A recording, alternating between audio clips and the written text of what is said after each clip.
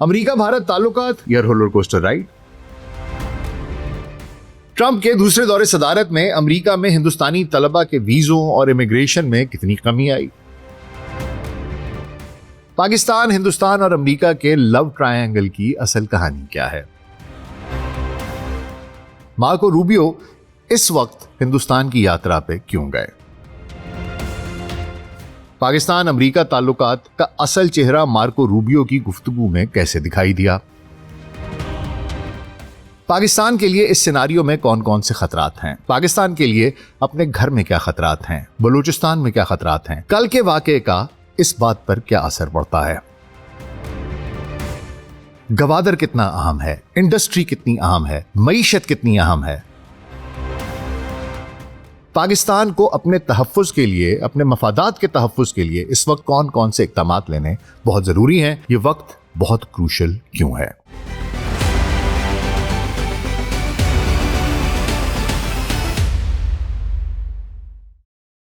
Global set podcast में doctor Nasir big के साथ आपकी खिदमत में हाजिर हैं जी। अस्सलाम वालेकुम। आलमी सियासत के स्टेज पर इस वक्त एक ऐसी सनसनीखेज और हैरान कुन बिसात बिछी है जिसने पेंटागन से लेकर बीजिंग तक और इस्लामाबाद से लेकर न्यू दिल्ली तक सबको चकरा कर रख दिया है। कुछ ही दिन पहले दुनिया एक बहुत बड़ी खुशखबरी की दहलीज पर खड़ी थी। अमेरिका और ईरान के दरमियान एक तारीखी अमन मुआहदे की बाज़गश्त सुनाई दे रही थी और इस पूरे मंजरनामे का सबसे दिलचस्प और मरकजी किरदार कोई और नहीं बल्कि पाकिस्तान के chief of defence forces field marshal Asim Munir थे, जो तेहरान और वाशिंगटन के दरमियान एक अहम पुल का किरदार अदा कर रहे हैं।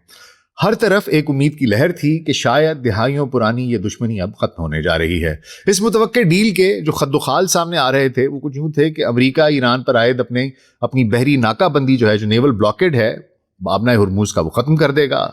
ईरान आबना हुर्मुज़ को दोबारा खोल देगा और वहाँ से गुजरने वाले जहाज़ों पर कोई टैक्स या टोल नहीं लेगा। ये अहम समुद्री रास्ता ईरान और ओमान के मुश्तरका कंट्रोल में रहेगा। अमेरिका ईरान के मुंजमद किए गए 20 या 25 अरब डॉलर्स के फंड जो हैं वो बहाल कर देगा और ईरानी तेल पर लगी पाबंदियां हटा ली जाएंगी। लबनान को भी इस सीज़ फायर का हिस्सा बनाया जाएगा और दोनों मुल्कों को जौहरी मसाइल पर हतमी मुज़ाकरात के लिए 60 दिन का वक्त दिया जाएगा। बात यहां तक पहुंच चुकी थी कि खुद अमेरिकी सदर डोनाल्ड ट्रंप ने अपनी social media app truth social पर एक तवील और तारीखी पोस्ट लिखी। ट्रंप ने फख्र से बताया कि वो ओवल ऑफिस में मौजूद हैं और उन्होंने सऊदी अरब के मोहम्मद बिन सलमान, यूएई के MBZ, कतर के अमीर, तुर्की के तैयब उर्दवान, मिस्र के अल-सीसी, उर्दन के शाह अब्दुल्ला, बहरीन के शाह हमद और पाकिस्तान के फील्ड मार्शल सैयद आसिम मुनीर से अमन के इस मेमोरेंडम ऑफ अंडरस्टैंडिंग MOU पर तफसीली और इंतहाई मस्बत बातचीत की है। ट्रंप ने लिखा कि मुआहिदा तकरीबन तय पा चुका और उन्होंने इस्राएली वजीर आज़म बीबी नेतन्याहू को भी एतमाद में ले लिया है। लेकिन जैसे ही ये उम्मीद उरूज पर पहुंची, इस डील को सबूताज करने का खेल शुरू हो गया। इसराइल ने एक बार फिर लबनान पर वहशियाना हमले कर दिए। ऐन उसी वक्त वाशिंगटन में व्हाइट हाउस के बाहर फायरिंग का एक पुरस्रार वाकया पेश आ गया जिसने सिक्योरिटी के हवाले से खलबली मचा दी। साथ ही अमेरिकी कांग्रेस के अंदर मौजूद जो ज़ायनिस्ट रिपब्लिकन कांग्रेसमैन हैं, सेहूनी रिपब्लिकन अरकान, उन्होंने इस डील पर शदीद तनकीद शुरू कर दी कि ट्रंप ईरान के सामने झुक रहे हैं। नतीजा ये निकला कि डोनाल्ड ट्रंप के सुर बदलने लगे, उनका लहजा तब्दील हुआ और वो जो डील फाइनल होने वाली थी वो खटाई में पड़ती नजर आने लगी। वहीं हुजूर एक तरफ मिडल ईस्ट का ये बहरान चल रहा था तो दूसरी तरफ अमेरिकी वजीर खारजा मार्को रूबियो 23 मई से 26 मई 2026 तक भारत के 4 रोज़ा अहम दौरे पर नई दिल्ली पहुंचे। उन्होंने कोलकाता से अपने दौरे का आगाज़ किया, आगरा और जयपुर की सैर की और दिल्ली में वज़ीर आज़म नरेंद्र मोदी, मेरे प्यारे नंदू, वज़ीर ख़ारजा S.J. शंकर और फॉरेन सेक्रेटरी विक्रम मिस्री से अहम मुलाकातें की। 26 मई को वो क्वाड ममालिक के वज़राए ख़ारजा की तवील इल्तवा का शिकार इजलास में शिरकत के बाद वाशिंगटन वापस रवाना हो जाएंगे। आज America, Pakistan, India love triangle और रूबियो के इंडिया के विजिट के बारे में बात करेंगे। तो हुजूर अगले 10 से 15 मिनट के लिए ध्यान जरा इधर, और अगर हमारा कंटेंट पसंद आ रहा है तो वीडियो को लाइक और चैनल को सब्सक्राइब कर दीजिएगा। तो आइए आगाज करते हैं। अच्छा हुजूर, ये जो रूबियो का हिंदुस्तान का दौरा है ये महज एक रिवायती दौरा नहीं है, बल्कि नई दिल्ली के सफारती राहदारियों में इसे डैमेज कंट्रोल मिशन का नाम दिया जा रहा है। जब से डोनाल्ड ट्रंप ने अपने दूसरे दौरे सदारत का हल्फ उठाया, بھارت اور امریکہ کے تعلقات کسی خطرناک رولر کوسٹر رائیڈ سے کم نہیں رہے۔ ان تعلقات میں بلندی کم اور پستیاں زیادہ دیکھی گئیں، اور پچھلے ایک سال میں دونوں ممالک کے درمیان اسٹریٹجک اعتماد کو شدید ٹھیس پہنچی ہے۔ اچھا حضور، اگر ہم ماضی کا رخ کریں تو چچا ٹرمپ کے پہلے دور صدارت میں نندو اور چچا ٹرمپ کی دوستی کی مثالیں دی جاتی تھیں۔ ہاؤڈی موڈی اور نمستے ٹرمپ جیسے میگا ایونٹس کے ذریعے دونوں رہنماؤں نے ایک دوسرے کے سیاسی خط کاٹ کو بڑھایا تھا، یہاں تک کہ جب چچا ٹرمپ دوبارہ صدر بنا تو نندو ان پہلے چند عالمی رہنماؤں میں شامل تھا جنہوں نے فوری امریکہ جا کر اسے گلے لگایا اور مبارکباد دی۔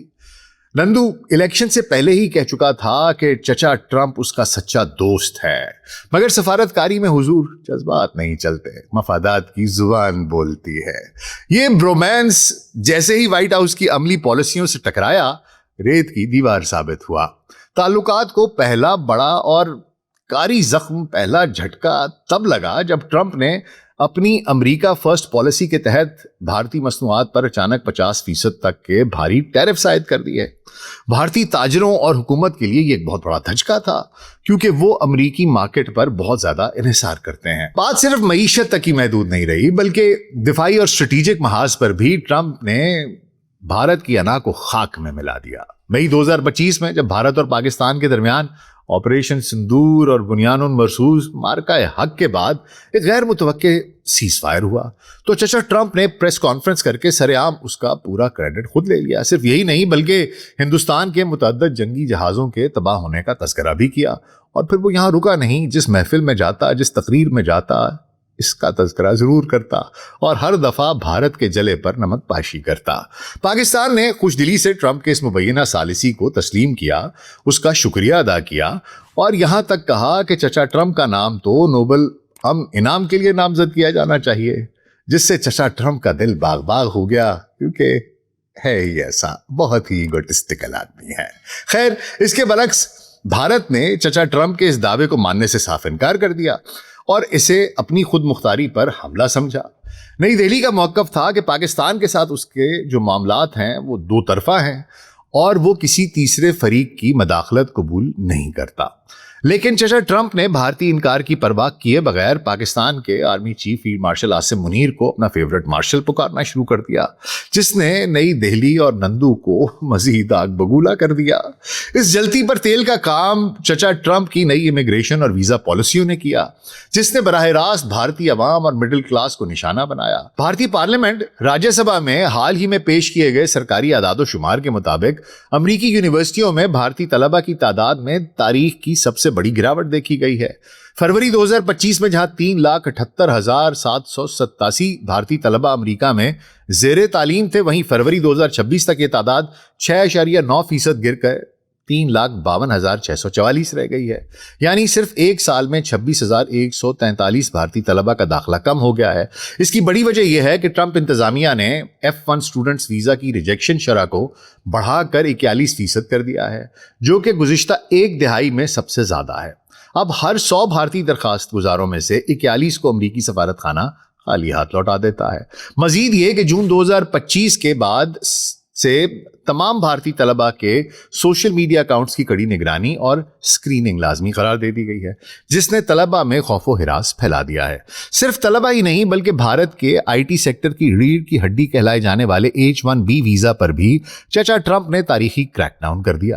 ستمبر 2025 سے نئے H1B ویزا کی فیس بڑھا کر $1,00,000 کر دی گئی، جس کی وجہ سے امریکی کمپنیوں نے بھارتی جو ان کے پروفیشنلز تھے، پیشہ ور افراد تھے، ان کو سپانسر کرنا بند کر دیا۔ تازہ ترین مئی 2026 کے سرکاری ڈیٹا کے مطابق فیسوں میں اضافے اور ویج بیس سلیکشن، اعلیٰ تنخواہ کی شرط جو ہے، اس کے باعث H1B ویزا کی رجسٹریشن میں 38.5% کی ریکارڈ کمی آئی ہے، جو پچھلے 7 سالوں کی کم ترین سطح پر پہنچ چکی ہے۔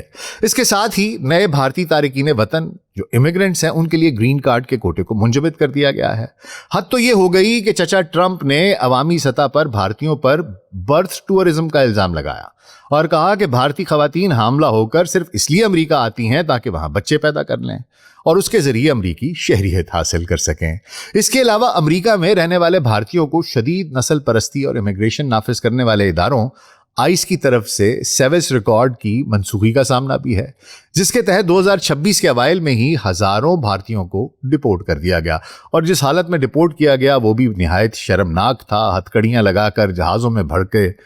اللہ اللہ، کسی دوست کے ساتھ کوئی دوست یہ نہ کرے۔ لیکن حضور بات صرف یہاں ختم نہیں ہوتی، سفارتی محاذ پر بھی امریکہ نے بھارت کو کٹہرے میں کھڑا کر دیا۔ یوکرین جنگ کے تناظر میں جب بھارت نے مغرب کی پرواہ کیے بغیر روس سے ریکارڈ مقدار میں سستا تیل خریدنا جاری رکھا اور اس کو پھر یہ امبانی کی ریفائنری میں ریفائن کر کے وہیں یورپ کو مہنگا مہنگا بیچتے رہے، نفع کماتے رہے، تو چچا ٹرمپ کی انتظامیہ اور امریکی کانگریس نے بھارت پر مغربی پابندیوں کو ناکام بنانے اور پوٹن کی جنگ مشین کو فنڈز فراہم کرنے کا سنگین الزام لگا دیا۔ واشنگٹن نے نئی دہلی کو دھمکی دی کہ وہ روس اور امریکہ میں سے کسی ایک کا انتخاب کرے، جس سے بھارت کے لیے سانپ کے منہ میں چھچھوندر والی صورتحال پیدا ہو گئی۔ اچھا حضور، اب ذرا اس مایوس کن منظرنامے کا جو پورا موازنہ ہے وہ پاکستان کے ساتھ امریکی رویے سے بھی کر لیتے ہیں، تاکہ آپ کو علم ہو جائے کہ جس وقت بھارت کے ساتھ یہ سب کچھ ہو رہا تھا، پاکستان کے ساتھ کیا ہو رہا تھا۔ ایک طرف جہاں بھارت کو تجارتی پابندیاں، ویزا ریجیکشنز اور برتھ ٹورزم کے طعنے مل رہے تھے، وہاں دوسری طرف وائٹ ہاؤس اور پینٹاگون پاکستان کے فیلڈ مارشل اور وزیر اعظم کی تعریفوں کے پل باندھتے نہیں تھکتے تھے۔ ٹرمپ انتظامیہ پاکستان کو خطے میں امن کا ضامن قرار دے رہی تھی، اور اس کی سب سے بڑی وجہ یہ ہے کہ پاکستان اس وقت امریکہ اور ایران کے درمیان جاری امن مذاکرات میں چیف میڈیٹر یعنی مذاکرات کا مرکزی ثالث کا کردار ادا کر رہا ہے۔ امریکی تھنک ٹینکس اور ایکزیس جیسی ویب سائٹس کا کہنا ہے کہ فیلڈ مارشل عاصم منیر کا حالیہ تہران کا دورہ اس 30 روزہ فائر بندی کی توسیع اور مستقل معاہدے کے لیے فائنل پش ہے۔ امریکہ کا یہ رویہ نئی دہلی کے لیے کسی ڈراؤنے خواب سے کم نہیں تھا۔ بھارت نے پچھلی 2 دہائیوں میں اربوں ڈالر خرچ کر کے امریکہ کو یہ باور کرایا تھا کہ پاکستان عالمی تنہائی کا شکار ہے، دہشت گردی کا مرکز ہے، لیکن واشنگٹن کا پاکستان کے آرمی چیف کو فیورٹ مارشل کہنا اور ایران جیسی بڑی ڈیل کی چابیاں پاکستان کے ہاتھ میں دے دینا بھارت کی پچھلی تمام سفارتکاری پر پانی پھیر گیا۔ بھارت کو سب سے زیادہ تکلیف اس بات سے ہے کہ وہ خطے میں خود کو نیٹ سیکیورٹی پرووائڈر سمجھتا تھا، مگر امریکہ نے سیکیورٹی کے اتنے بڑے معاملے کے لیے بھارت کو بائی پاس کر کے پاکستان پر بھروسہ کیا۔ اس پر پھر سونے پہ سہاگا یہ ہو گیا کہ چچا ٹرمپ نے اپنے حالیہ دورہ بیجنگ کے دوران صدر شی جن پنگ کی تعریفوں کے پل باندھ دیے، زمین و آسمان ایک کر دیے۔ ٹرمپ نے شی جن پنگ کو ایک عظیم لیڈر قرار دیا جس کا مستقبل شاندار ہے، اور ساتھ ہی امریکہ اور چین کے درمیان G2 کی تجویز پیش کر دی۔ اس چیز نے نئی دہلی کے ہوش اڑا دیے، کیونکہ بھارت کی پوری خارجہ پالیسی اس بنیاد پر کھڑی تھی کہ وہ چین کے خلاف امریکہ کا سب سے بڑا اسٹریٹجک مہرہ ہے، سب سے بڑا سپاہی ہے۔ ننا منا راہی ہوں، پیار کا سپاہی ہوں، وہ جو بھی کہتے ہیں، تو میرا نندو تو چین کے خلاف امریکہ کا سپاہی تھا۔ اب اگر امریکہ اور چین خود ہی آپس میں معاملات طے کر رہے ہیں تو بھارت کی اسٹریٹجک اہمیت واشنگٹن کی نظر میں آدھی رہ جاتی ہے۔ یہی وجہ ہے کہ بھارتی حکام اس وقت شدید تشویش اور تنہائی کے احساس میں مبتلا ہیں۔ اچھا حضور، اس شدید تناؤ اور اضطراب کے ماحول میں اتوار کے روز نئی دہلی کے حیدرآباد ہاؤس میں امریکی وزیر خارجہ مارکو روبیو اور بھارتی وزیر خارجہ S J Shankar press conference کے لیے میڈیا کے سامنے آئے۔ ناظرین، اس پریس کانفرنس کا سب سے دلچسپ اور اہم پہلو وہ تھا جب مارکو روبیو نے خود سے آگے بڑھ کر ایک ایسی بات کی صفائی پیش کی جو کمرے میں موجود کسی بھارتی یا بین الاقوامی صحافی نے پوچھی ہی نہیں تھی۔ روبیو نے گھبرائے ہوئے لہجے میں کہا کہ میں دیکھ رہا ہوں کہ کچھ لوگ ہمارے تعلقات کے لیے ریسٹورنگ یا دوبارہ جان ڈالنے کی اصطلاحات استعمال کر رہے ہیں۔ میں ان الفاظ کو رد کرتا ہوں۔ یہ دورہ کسی ٹوٹے ہوئے تعلق کی بحالی کے لیے نہیں ہے، بلکہ ہم اسٹریٹجک شراکت داری کو آگے بڑھا رہے ہیں جو پہلے ہی بہت ٹھوس ہے۔ سفارتکاری کے ماہرین جانتے ہیں کہ جب کوئی بڑا رہنما خود سے صفائی دے تو اس کا مطلب یہ ہوتا ہے کہ دال میں کچھ کالا ضرور ہے اور تعلقات واقعی خراب ہیں۔ اس پریس کانفرنس کا اصل نچوڑ یا کرکس تب سامنے آیا جب روبیو نے بڑی چابک دستی سے پاکستان کا نام لیے بغیر واشنگٹن کی خارجہ پالیسی کی ایک نئی تشریح پیش کی جو شاید دنیا کے لیے نئی ہو، لیکن ہم تو بہت پرانا جانتے ہیں۔ روبیو نے کہا کہ جناب، ممالک کے ساتھ امریکی تعلقات 2 واضح حصوں میں تقسیم ہیں۔ پہلی کیٹیگری ٹیکٹیکل پارٹنرشپ۔ روبیو نے کہا کہ امریکہ کے دنیا میں کئی ایسے ممالک کے ساتھ تعلقات ہیں جو صرف ٹیکٹیکل اور عارضی سطح پر ہوتے ہیں. ٹیکٹیکل ہوتا ہے چھوٹی سطح پر، جس میں آپ کی اس کی اہمیت بھی تھوڑی ہوتی ہے، اس کا ٹائم پیریڈ بھی تھوڑا ہوتا ہے، اور ایک تھوڑے حصے کے لیے ہوتی ہے. تو وہ یہ کہتا ہے کہ جی ہماری کئی ایسے ممالک کے ساتھ تعلقات ہیں جو صرف ٹیکٹیکل اور عارضی ہیں، ٹیمپریری ہیں. ہم ان کے ساتھ کسی مخصوص جغرافیائی خطے میں کسی ایک دو عارضی مسائل، ڈسکریٹ ایشوز کو حل کرنے کے لیے کام کرتے ہیں. یہ اشارہ واضح طور پر پاکستان کی طرف تھا، یعنی امریکہ عارضی طور پر پاکستان کی خدمات ایران یا افغانستان کے لیے لے رہا ہے. اور دوسری کیٹیگری بتائی اسٹریٹجک الائنس. انہوں نے کہا کہ بھارت کے ساتھ تو ہمارا تعلق اس سے بالکل مختلف ہے. یہ ایک طویل المدتی اسٹریٹجک الائنس ہے جہاں دونوں ملکوں کے نظریات اور طویل المدتی مفادات ایک دوسرے سے جڑے ہوئے ہیں. روبیو نے بھارتی میڈیا کو مطمئن کرنے کے لیے صاف الفاظ میں کہا کہ امریکہ کے کسی بھی دوسرے ملک کے ساتھ تعلقات، یعنی پاکستان کے ساتھ بڑھتی ہوئی جو پینگیں ہیں، وہ بھارت کی قیمت پر یا بھارت کے مفادات کو نقصان پہنچا کر نہیں ہوں گی. جب اس سے امریکہ میں بھارتیوں کے خلاف نسل پرستانہ حملوں اور ٹرمپ کے بیانات پر سوال ہوا تو روبیو نے صفائی دیتے ہوئے کہا کہ دنیا کے ہر ملک میں کچھ احمق ہوتے ہیں، کچھ بیوقوف ہوتے ہیں، جاہل ہوتے ہیں. ان کی باتوں کو وائٹ ہاؤس کی پالیسی نہ سمجھا جائے. اس کے بعد وہ جو شنکر ہے اس کی باری آئی اور اس نے کہا کہ جناب اس موقع پر کہ بھارت اپنے مفادات کے تحفظ کے لیے توانائی کے ذرائع بشمول روس کو برقرار رکھے گا، لیکن وہ امریکہ کے ساتھ کواد اور دیگر فورمز پر کام کرنے کے لیے تیار ہے. اور شنکر نے یہ کہہ دیا کہ بھائی ہم جانتے ہیں کہ ہم 1.4 ارب کی آبادی ہیں، ہم بہت بڑی مارکیٹ ہیں، ہم تیل بھی بہت زیادہ خریدتے ہیں، اور تمہیں شاید ہمیں تیل بیچنا ہے یا کچھ اور بیچنا ہے تو یہ بات یاد رکھو کہ ہمارے ہر کسی کے ساتھ تعلقات اپنے ہیں.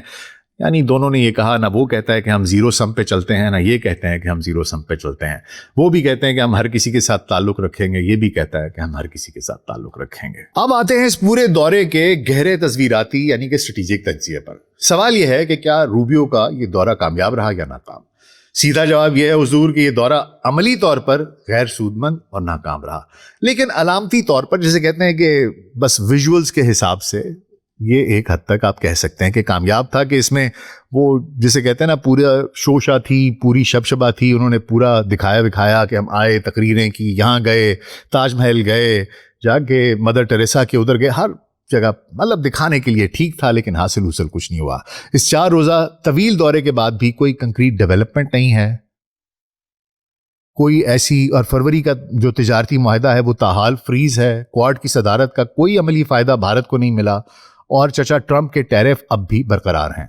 روبیو کے پاس بھارت کو دینے کے لیے جھولی میں کوئی رعایت تھی ہی نہیں. وہ صرف لفاظی کے ذریعے وہ کام لینا چاہ رہا تھا جو عملی پالیسیاں نہیں کر پا رہی تھیں.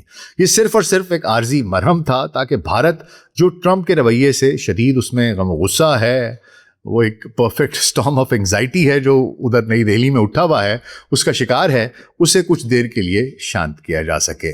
حقیقت یہ ہے کہ امریکہ اس وقت ایک دوگلی گیم کھیل رہا ہے. واشنگٹن کا پاکستان کے ساتھ تعلق ہمیشہ سے کرائے کا تعلق رہا ہے، رینٹیئر ارینجمنٹ.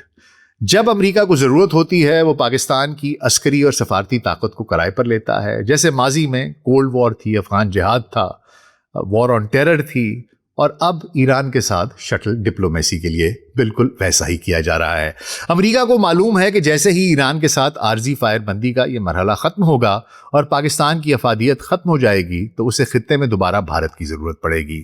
مارکو روبیو کا یہ دورہ دراصل اسی مستقبل کے پینترے بدلنے کا، یہ جو اس کا ارادہ ہے، اس کی ایک ایڈوانس گراؤنڈ میکنگ ہے، پیوٹ ٹو انڈیا. وہ ابھی سے بھارت کے سامنے سرخ قالین بچھا رہا ہے تاکہ وقت آنے پر پاکستان کو دوبارہ سائیڈ لائن کیا جا سکے. بھارت بھی اس گیم کو اچھی طرح سے سمجھتا ہے، اس لیے ساؤتھ بلاک یعنی بھارتی وزارت خارجہ جو ہے اس نے روبیو کے بیانات کو تو قبول کر لیا ہے، لیکن ٹرمپ کی طرف سے کوئی ٹھوس رعایت ملنے تک وہ امریکہ پر مکمل بھروسہ کرنے پر تیار نہیں ہے. اچھا حضور، ان سارے سیناریوں میں نا وہ کہتے ہیں کہ اس میں اہل عقل کے لیے نشانیاں ہیں. What should Pakistan be careful about in this؟ Pakistan کے لیے خطرات کیا ہیں اس میں؟ دیکھیے، پاکستان کے لیے اس وقت صورتحال جتنی خوشائند دکھائی دے رہی ہے نا، اس کے پیچھے اتنی ہی گہری اسٹریٹجک بہت ہی آپ کو اندھیری کھائی دکھائی دیتی ہے، ایک جال موجود ہے جس سے اسلام آباد کو انتہائی محتاط رہنا ہوگا۔ پہلا یہ کہ امریکہ موقع پرستی اور یوٹیلٹی کا جال بچھاتا ہے۔ پاکستان کے مقتدر حلقوں کو یہ سچائی کبھی نہیں بھولنی چاہیے کہ چچا ٹرمپ کی طرف سے فیلڈ مارشل عاصم منیر کی تعریفیں صرف اس وقت تک ہیں جب تک ایران کا معاملہ حل نہیں ہو جاتا۔ جیسے ہی امریکہ کا مقصد پورا ہوگا، واشنگٹن کا جھکاؤ دوبارہ نئی دہلی کی طرف ہو جائے گا، کیونکہ نئی دہلی مدر لینڈ ہے اور اسرائیل فادر لینڈ ہے، اور اسرائیل امریکہ کا بھی فادر لینڈ ہے۔ تو اس لحاظ سے امریکہ یعنی کہ چچا ٹرمپ اور نندو دونوں بہنیں ہوئیں۔ پاکستان کو امریکی الفاظ کے سحر میں آ کر اپنی طویل المدتی پالیسیاں خراب نہیں کرنی۔ دوسرا یہ ہے کہ علاقائی تنہائی کا خطرہ۔ اگر پاکستان خود کو بہت زیادہ امریکی کیمپ میں ظاہر کرے گا تو اس سے چین اور ایران کے ساتھ ہمارے برادرانہ تعلقات میں شک و شبہات پیدا ہو سکتے ہیں۔ روبیو کا دلی میں دیا گیا بیان واضح کرتا ہے کہ امریکہ پاکستان کو صرف ایک عارضی ٹول کے طور پر دیکھتا ہے، جبکہ بھارت کو اپنا مستقل ساتھی۔ پاکستان کے لیے آگے کا راستہ کیا ہے؟ حضور، پاکستان کو اس سفارتی بساط پر محض ایک مہرہ بننے کی بجائے ایک سمارٹ پلیئر کا کردار ادا کرنا ہوگا۔ ہماری حکمت عملی میرے خیال میں اس طرح ہونی چاہیے کہ سب سے پہلے سفارتی خدمات کو پراپر طریقے سے انکیش کیا جائے، نو فری لنچز، لیکن اس طرح نہیں جس طرح آپ سوچ رہے ہیں۔ پاکستان نے امریکہ اور ایران کو جنگ کی دلدل سے نکالنے اور آبنائے ہرمز کو کھلوانے کے لیے جو محنت کی ہے اسے واشنگٹن کی سستی زبانی تعریفوں کے بدلے ضائع نہیں کرنا۔ پاکستان کو امریکہ، خلیجی ممالک اور چین کو یہ باور کرانا چاہیے کہ آبنائے ہرمز سے بچت کا ایک ہی طریقہ ہے کہ گوادر کو ایک مین پورٹ کے طور پر اسٹیبلش کیا جائے جس میں سب کا بھلا ہے، جہاں خلیجی ممالک، چین اپنے تیل کے اسٹریٹجک ریزرو سٹور کر سکتا ہے، سعودی عرب وہاں پر ریفائنریز لگا سکتا ہے، دیگر خلیجی ممالک لگا سکتے ہیں۔ اس کے لیے امریکہ کو کسی قسم کا کوئی آبجیکشن نہیں ہونا چاہیے، کیونکہ یہ پوری دنیا کی معیشت کے لیے ضروری ہے، اس نے بھی یہ دیکھ لیا ہے۔ دوسری بات یہ ہے کہ وہاں پر انڈسٹری ڈیولپ کی جائے، کیونکہ ایک نیچرل ڈیپ سی پورٹ ہے۔ آپ جب وہاں پر تیل آ جائے گا، ریفائنری لگ جائے گی، تو وہاں پر آپ انڈسٹری ڈیولپ کریں، خام مال وہاں پر آئے، وہیں پر پروڈکٹ بنے اور باہر جائے۔ بھارت، یہ بات بہت ضروری ہے پاکستان کے لیے۔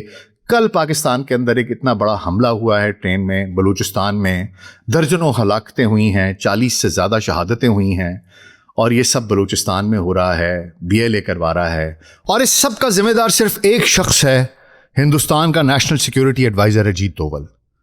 میں پھر جان ایلیا کی زبان میں پوچھوں تو آبلے پڑ گئے زبان میں کیا؟ یا تم میرا نام کیوں نہیں لیتی؟ بھائی نام لو اس کا۔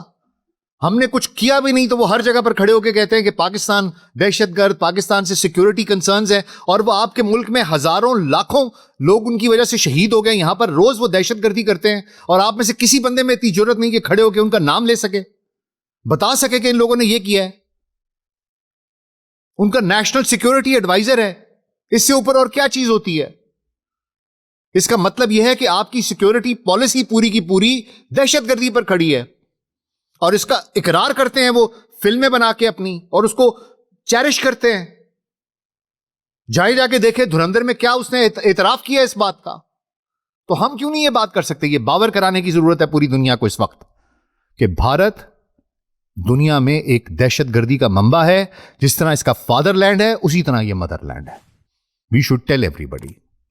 اس کے علاوہ بھائی بات یہ ہے کہ پاکستانی مصنوعات کے لیے امریکی مارکیٹ تک آسان رسائی، GSP پلس سٹیٹس یا ٹیرف میں کمی، اس کی ٹھوس ضمانتیں لینی چاہیے، بالکل اسی طرح جیسے ایک کاروباری معاہدہ کیا جاتا ہے۔ We should get this thing کہ یار ہم نے یہ سب کچھ کیا ہے، ہمیں اپنی انڈسٹری کے لیے ایک لائف لائن چاہیے۔ اس وقت ہماری انڈسٹری ٹوٹلی زیرو ہے، اس وقت ہماری برآمدات ٹوٹلی زیرو ہیں۔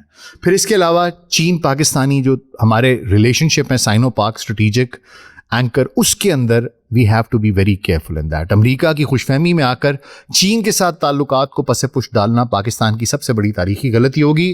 اگر یہ چچا ٹرمپ بیجنگ کے ساتھ G2 بنانے کی بات کر رہا ہے تو پاکستان کو CPEC کے جو فیز 2 ہے اس کو تیز کرنا چاہیے، اور چین کو یہ باور کرانا چاہیے کہ پاکستان کی امریکیوں کے ساتھ حالیہ قربت صرف خطے میں امن کے لیے ہے، کسی بلاک یا سیاست کا حصہ بننے کے لیے نہیں ہے، اور چین ہی پاکستان کا اصل اسٹریٹجک پارٹنر ہے۔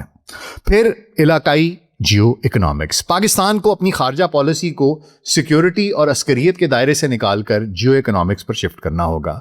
हमें ईरान, ओमान और वस्ती एशिया की जो रियासतें हैं उनके साथ अपने तिजारती ताल्लुकात को मुस्तकिल बुनियादों पर उस्तवार करना होगा, ताकि कल को अगर अमेरिका हमारी सालिसी के बाद हमें दोबारा रेंटल स्टेट कहकर साइडलाइन भी कर दे तो खित्ते में हमारे माशी अहमियत बरकरार रहे। हमें वाशिंगटन को ये पैगाम देना होगा कि पाकिस्तान अब सिर्फ बहरानों का फायर ब्रिगेड नहीं है बल्कि खित्ते का माशी मरकज़ है। हतमी नतीजा हुजूर आपको बताऊं तो मार्को रूबियो दिल्ली में बैठकर जयशंकर को दिलासे ज़रूर दे रहा है, लेकिन वाशिंगटन की असल शतरंज इस वक्त इस्लामाबाद, तेहरान और बीजिंग के गिर्द घूम रही है। भारत इस वक्त तिलमिलाहट का शिकार और पाकिस्तान एक बार फिर आलमी डिप्लोमेसी के मरकज़ में है। अब ये हमारी क़यादत पर मुनहसर है कि वो इस आर्जी अहमियत को पाकिस्तान की मुस्तकिल माशी और सफारती फ़तह में कैसे तब्दील करती है। ये एक बहुत ही क्रूशल टाइम है। इससे पहले ज़ियाउल हक, उनके दौर में क्रूशल टाइम आया तो हमने अपनी न्यूक्लियर पावर को बरकरार रखा। मुशर्रफ पर ऐसा क्रिटिकल टाइम आया तो हमने अपनी मिसाइल पावर को बरकरार रखा। अब जनरल आसिम मुनीर के दौर पर ये वक्त आया है जिसमें कि पाकिस्तान एक क्रिटिकल कंडीशन में है, क्रिटिकल सिचुएशन में, जहाँ पर कि हम कोई फ़ायदा ले सकते हैं। It is very important that it is not just about getting that personal validation कि लोग आपका नाम ले रहे हैं, आपकी साख पड़ गई है, मुल्क के अंदर भी बैनुल-अक़वामी तौर पर भी आपका नाम लिया जा रहा है, बहुत सराहा जा रहा है, पजीराई मिल रही है। और जो ये पर्सनल गेन्स हैं इनको किस तरीके से ट्रांसलेट किया जा सकता है नेशनल गोल्स की तरफ, कि हम नेशनल किस तरीके से अचीव कर सकते हैं कोई गेन इस सारी की सारी सिचुएशन से, कोई स्ट्रेटेजिक गेन।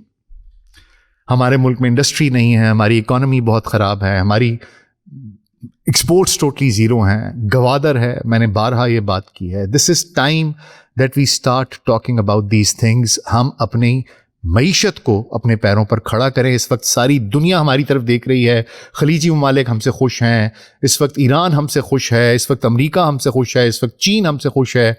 इससे बेहतर टाइमिंग नहीं हो सकती कि हम गवादर को इस्टेब्लिश करें, सी पैक को इस्टेब्लिश करें, और बल्कि सी पैक प्लस की बात करें, गवादर प्लस की बात करें। इस वक्त हम गवादर को एज एन ऑल्टरनेटिव पेश करें कि forget about Abna Hormuz, forget about Strait of Hormuz, let's shift our focus towards Gwadar. If we do that, और वहाँ पर फिर इंडस्ट्री भी आएगी, वहाँ पर मईशत भी आपकी स्ट्रॉन्ग होती है, हर चीज़ उसके इर्द गिर्द घूमेगी। If we are able to pull this off, then I think हमने we would have done justice to जो कुछ हमने किया है। अगर सिर्फ पर्सनल गेन, सिर्फ बाती चीती गली बाती वाली कहानी है तो फिर I think we will be at the biggest loss, क्योंकि अमेरिका विल चेंज ऐसे at a beat, at a heart beat change कर जाएगा, और ये आप देख लेंगे। बहरहाल डिपेंड करता है। आई होप कि जो हमारे अरबाब इख्तियार हैं वो ये बात सुन रहे हों और समझ रहे हों, और वो ये कोशिश भी कर रहे हों कि किसी तरीके से हम ये सब कुछ हासिल कर सकें। आपकी इस बारे में क्या राय है, आपका इस बारे में क्या ख्याल है, मुझे कमेंट्स में ज़रूर बताइएगा। अपना बहुत ख्याल रखिएगा। शुक्रिया।